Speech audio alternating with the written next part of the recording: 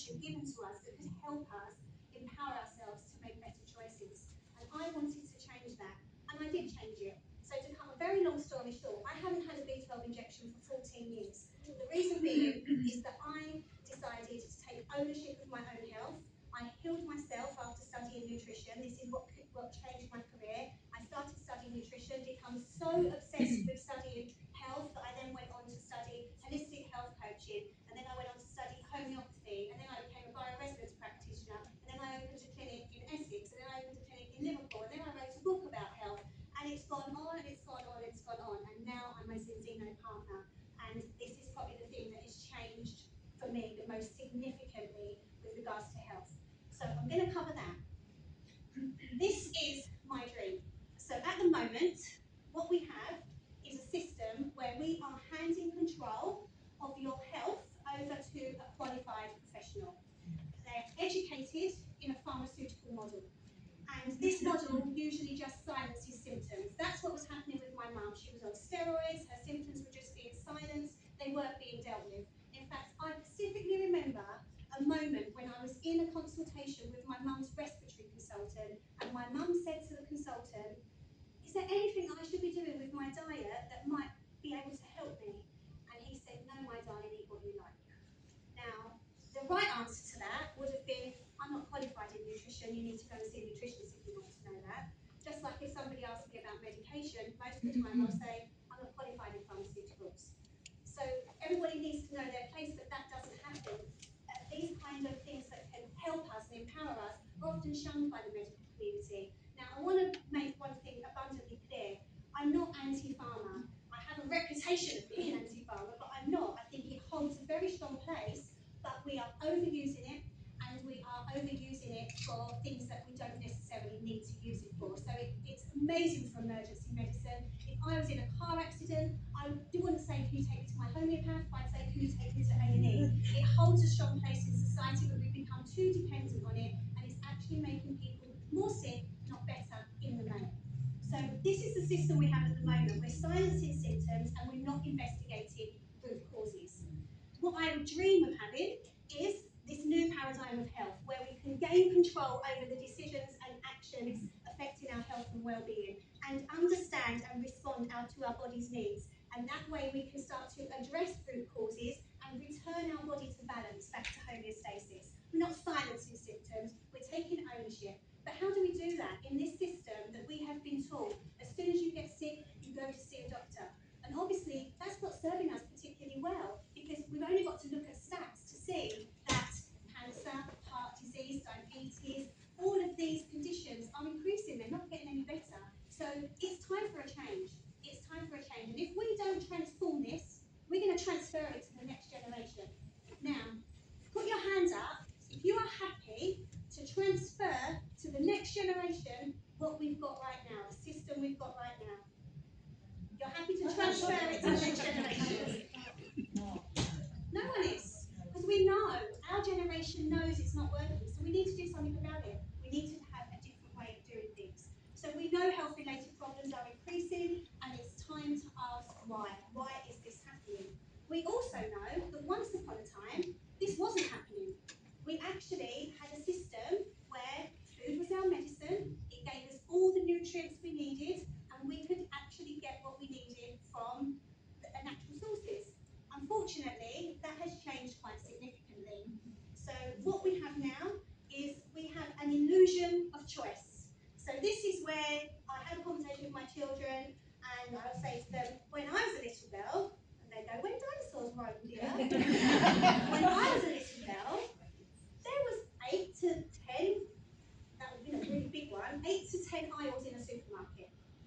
And those aisles were made up of fruit and veg, meats, dairy. There wasn't an entire row of cereals. There wasn't an entire row of confectionery. There wasn't 30 or 40 different crisp flavours.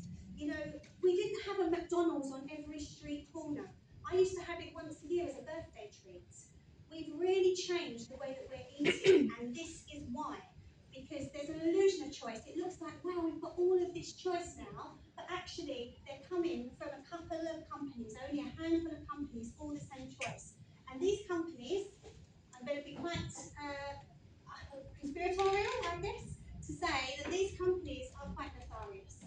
don't have your best interests at heart. They're all using what we call bliss point technology. So please research bliss point technology if you haven't heard of it. Don't take my word for anything I'm saying today. Go and do your due diligence. Bliss point technology is the combination of fat, sugar and salt that's in a product that starts to change the way that your hormones are behaving. So it will change ghrelin and leptin, which is hunger and satiety. It upregulates hunger, it downregulates satiety, and it also starts to produce more dopamine, which is the hormone that makes you feel good. So then those foods become very addictive, and then we eat more of them, and then these companies make more profit because that's what they're interested in. They're not interested in whether the food causes diabetes because you ate too much of it. They're not interested in whether the food makes you obese because you ate too much of it. They're not interested in any kind of health condition that their foods might cause, and there's no legislation in this, by the way. It's absolutely legal to do this. They're interested in their bottom line, making more money. That's it. That's it. So we need to take some ownership and recognise the changes that we can make just by diet alone. Ultra-processed food has now become massively talked about in the mainstream. We're even seeing documentaries on the BBC, which are generally the last people that are ever going to report on things like this, that they are starting to talk about it. So I'm not saying anything that isn't already known. You know, we know this. We know that ultra-processed food is eaten in the main by, I'm going to give you a horrific stat now. Again, check it. If you're 16 and under, 85% of your diet is ultra-processed. That is so shocking. We're not doing much better, by the way, our age group. It's about 60% of the diet is ultra-processed. Absolutely shocking. And I'm really reluctant to even call it ultra-processed food, because it's not food, it's food-like substances. It's completely nutrient depleted. And it is making us sick. Look at these stats.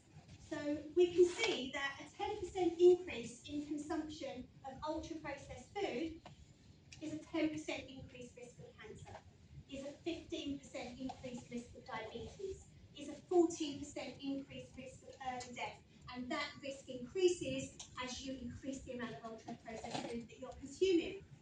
And it goes on. It affects aging, it affects inflammation.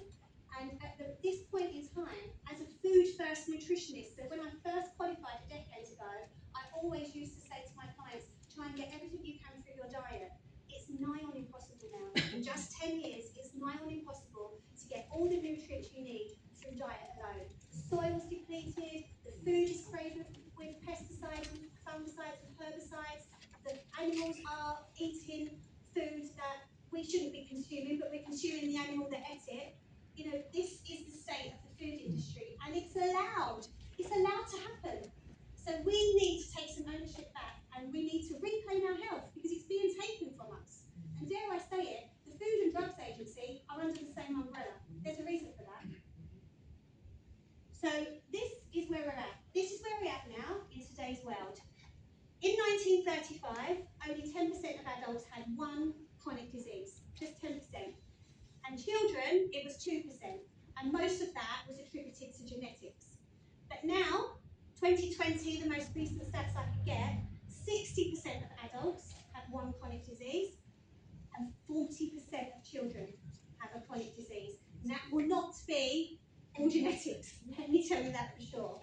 And if we look at multiple diseases, in 1935, that was less than 5% of the population. 2022, 40% of the population have more than one chronic disease. So is our current paradigm of health working for us? Not really, not at all. And it goes on. IQ absolutely deteriorating.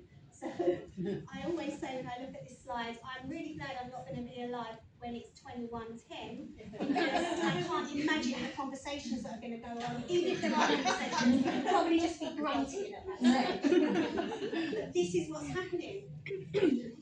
Fat is 60% of the brain. Remember that fact as I progress through the slides. Testosterone's falling as well, 59.3% decline in just 30 years. Now that's going to feed into lots of different issues, but the main one there, and we see evidence of this on a daily basis, is fertility issues. It is increasing increasingly difficult for women to fall pregnant naturally now. Interventions are happening more and more. And when I first started my bioresonance clinic, which would have been 6 years ago, I actually said, I think we're about 10 years away from people not being able to fall pregnant naturally.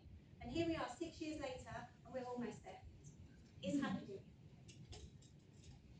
So there's lots of studies on this. As I said, do your due diligence. Please don't just think that everything I'm saying is absolutely true. Go and have a look for yourself and find out, see what resonates with you. But there's many, many studies that you'll find on places like Google Med, PubMed. This one I've just plucked out, which is about the effect of ultra-processed food on the gut microbiome and how that impacts the gut, which is obviously very significant because not only is it our second brain, it's where most of our immune system resides as well. So, in short, we are slowly being poisoned by the modern diet. We are increasing inflammation because the food that we're having is inflammatory, it's pro-inflammatory, and that's the problem because inflammation is the precursor to every disease, whether it's a cough, a cold, or cancer. You become inflamed before you become sick. And that also significantly increased your risk of cardiovascular disease, which is the #1 killer worldwide. It's the #1 killer of women in the UK. And it's very, very unlikely when a woman goes to a GP and speaks about heart issues that they will go away with any kind of prescription. It's usually fobbed off as anxiety or panic attacks, and that's why more women are dying of heart issues because it's picked up a lot later. It's the biggest killer within the UK. And we also have food that is void in fibre. So we are destroying our microbiome, and fibre helps to stabilise blood sugar levels, so our blood sugars are all over the place, which feeds into lots of hormonal issues and, of course, diabetes. And unfortunately, in the UK, we are winning the race that no country should be winning. We have the lowest fibre consumption in the world, even worse than America, which absolutely, I think, find that staggering. But we do. And so our food is also completely void of nutrients, especially if it's ultra-processed, and we then have mineral and vitamin deficiencies being created, which impacts the immune system and the immune response. So overall, we're becoming inflamed, it's affecting our gut, and it's affecting our immune response, the way that we're eating. And I personally eat very well. I use an anti-inflammatory diet, and I try and get as much nutrient density as I can.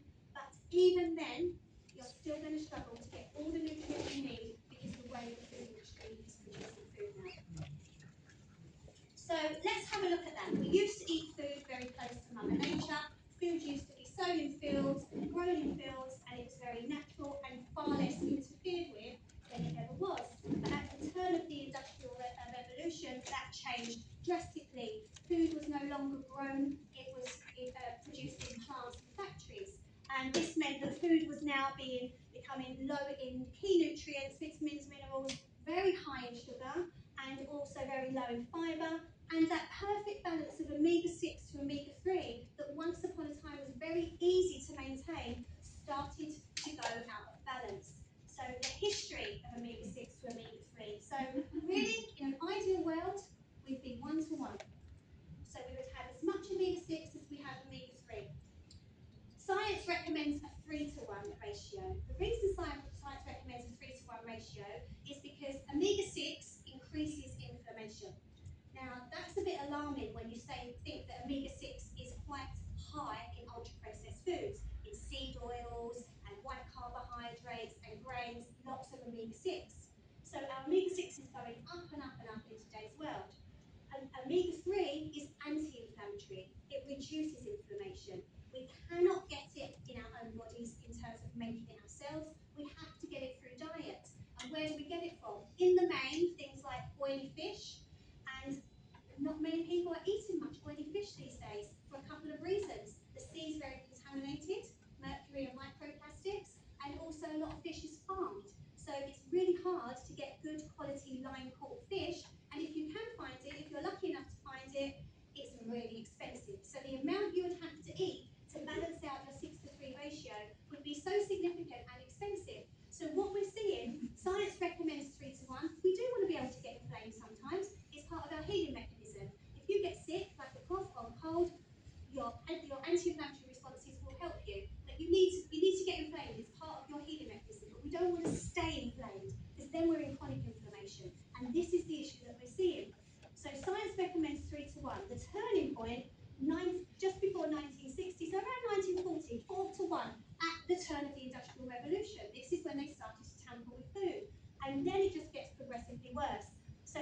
European average is 15 to 1, and the global average is 25 to 1.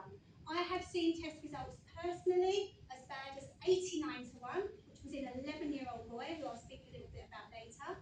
And the worst test result the company's ever seen is 300 to 1, which had to go back to the lab 3 times to have another double-blind gold standard test because they couldn't believe that somebody was that out of balance.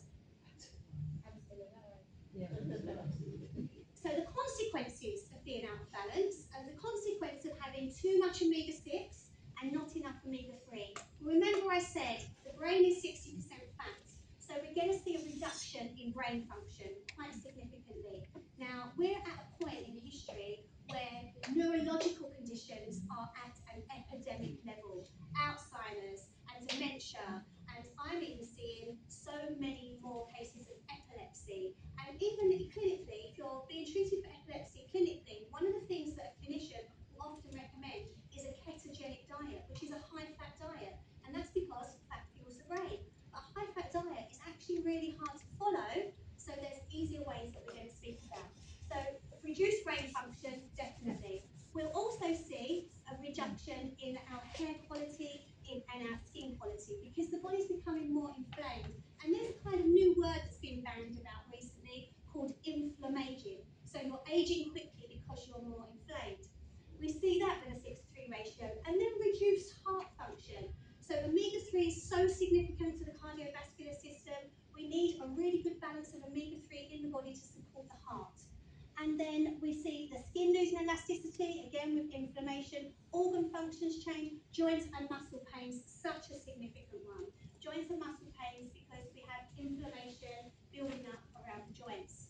Now I'm just going to pause on this slide for 1 minute, and because we've got a room full of women, I'm going to ask, is there a point in a woman's life where they start to get brain fog, hair starts to fall out, heart issues that start to occur, joints start to hurt, they start to age?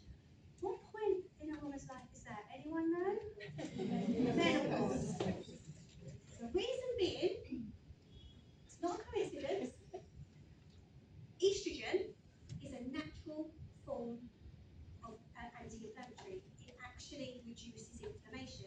And every month when we produce estrogen on a monthly basis, we had a nice spurt of anti-inflammatory content into our body. However, during menopause, your estrogen declines. So you're going to start to become more inflamed. And what happens? Woman goes to the GP, starts to say, I've got brain fog, I've got joint pain, I keep getting heart palpitations. And GP says, probably without a single test, oh, well, you're 48, probably going through menopause, let's put you on HRT. One of the things that I am super passionate about and I'm an activist for is body autonomy, medical freedom, and the right to make informed choices. Woo! That is not a problem. Come on! Why isn't the GP, which absolutely should know that estrogen is a natural anti-inflammatory, and when it starts decreasing, you're going to become more inflamed, why isn't the GP saying every single one of your symptoms is a sign of inflammation? Do some anti-inflammatory support first. If your symptoms don't go, come back, we'll run some bloods, maybe it's menopause. That would be medical freedom, body autonomy, and the right to make an informed choice. But you show me a doctor's surgery that actually happens in. It doesn't. So it also affects every single cell in your body. We have 37 trillion cells in our body. And if you have an imbalance of omega-6 and omega-3, your cells are going to become very hard and rigid. Now, of all of those cells, we want them to be soft, permeable, we want them to start to absorb our food, and we also need them to excrete waste. Because if waste stays in a cell for too long, that becomes a toxic. So we need our food to be coming in, the nutrients from our food, absorbed in the cell, and then waste coming out, nice, soft, flexible, and spongy. But if you're out of balance in your omega-6 to 3 ratio, and you have too much omega-6, what we see instead is we see a very hard, rigid cell. It becomes like an eggshell, so nutrients can't penetrate and waste can't get out. But when we return to a good balance of omega-6 to 3, whether we're 3 to 1 or less, cells actually improve significantly. And then we can start to absorb more from our diet. So if you are like me and you're eating an organic diet,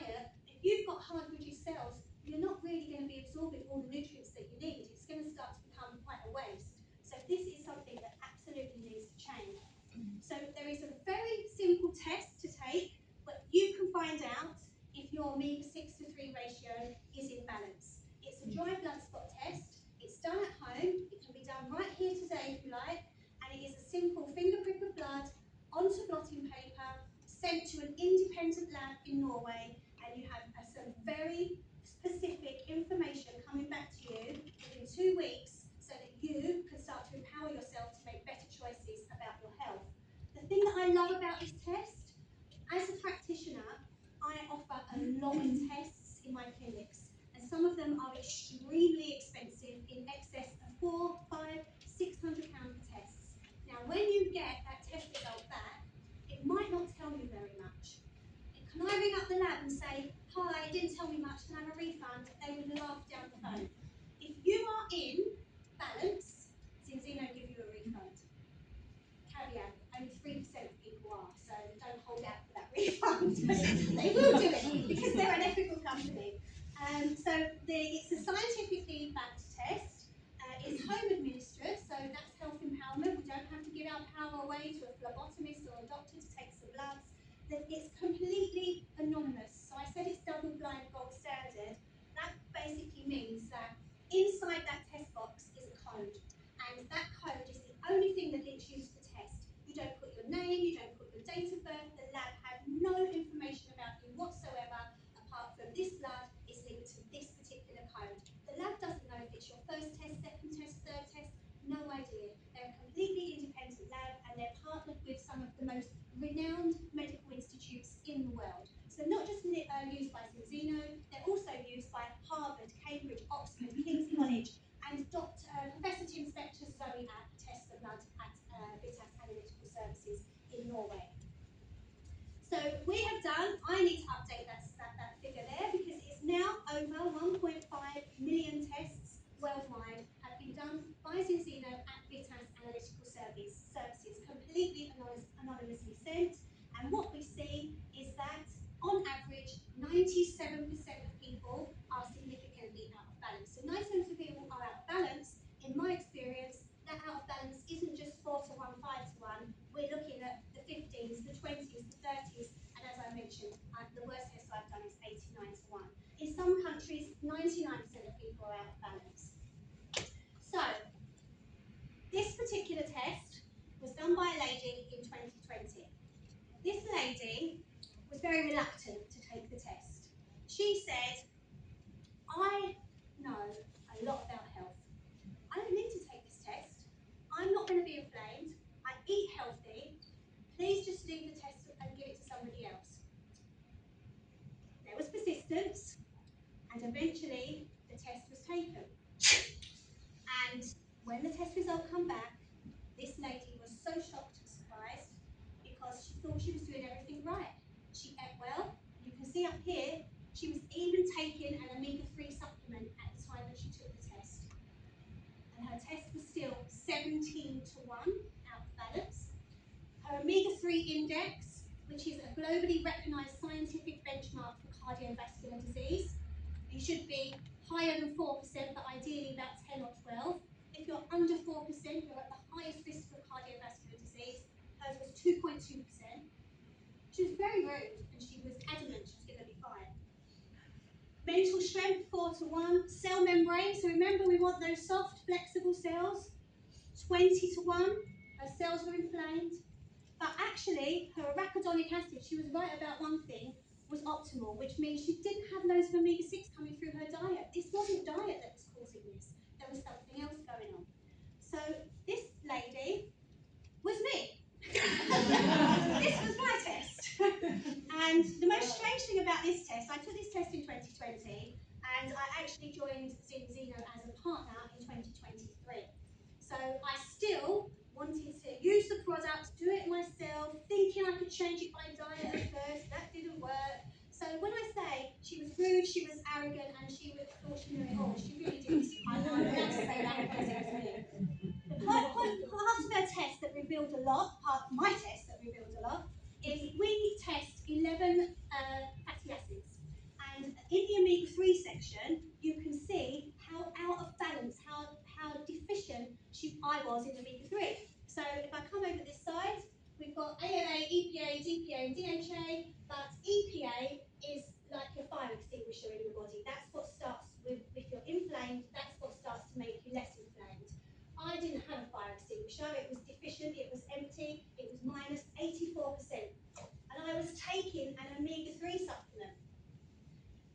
obviously no better with the other ones, they're all significantly under. So I was very deficient in omega-3, that's why I was 17 to 1 out balance, even though I was taking an omega-3. So I said, can you get me on a call with someone from the scientific advisory team? Because I want to know why my omega-3 is not working. And so I was straight on a call, which is the most amazing thing about this company. You look at these guys, they are world-renowned, best in their field, and they are literally at the end of the phone if you need them. And I was put on a call with Dr. Paul Clayton. Dr. Paul Clayton is a clinical pharmacologist. He actually started his career in pharmaceuticals. He realised very quickly that they weren't making anyone better, and he transitioned into the supplement world, and now he formulates the Zinzino supplements. He's published 200 peer-reviewed studies, and most of them have been on omega-3. And he said to me, I'm sorry, Jaclyn, but no omega-3s work. And I was like, wow, okay, I've got lots of clients taking omega-3s, why do none of them work? So I'm not going to explain that. I'm going to leave that to Dr. Colin Robertson and play a short video. He is our Chief Product Officer, and he's going to explain why omega-3s are not all equal. As a researcher, we always look to the best available evidence, and there was a paper published in 2018 that concluded that standard omega-3 simply didn't bring about a meaningful change. And that was really where this segue came in, and someone opened up my mind to this company from the Scandinavia, as it was described, called Zinzino. It was a good friend of mine who'd had some health issues and had been advised by his physician to take this product because it was the only one that worked. And I was skeptical because I'd read every kind of report that told me none of it worked. So why would it be different? And the difference came down to two parts that I found compelling. Part one was the fact that it was test-based nutrition. I'm a researcher, I'm a scientist. Test and analysis is everything that we do. If we can't measure it to a certain extent, we don't believe it actually happened. And not only was there a test, but the test was housed, was administered and managed by one of the most reputable laboratories in the world. So this captured my interest. I knew that something different was going on here.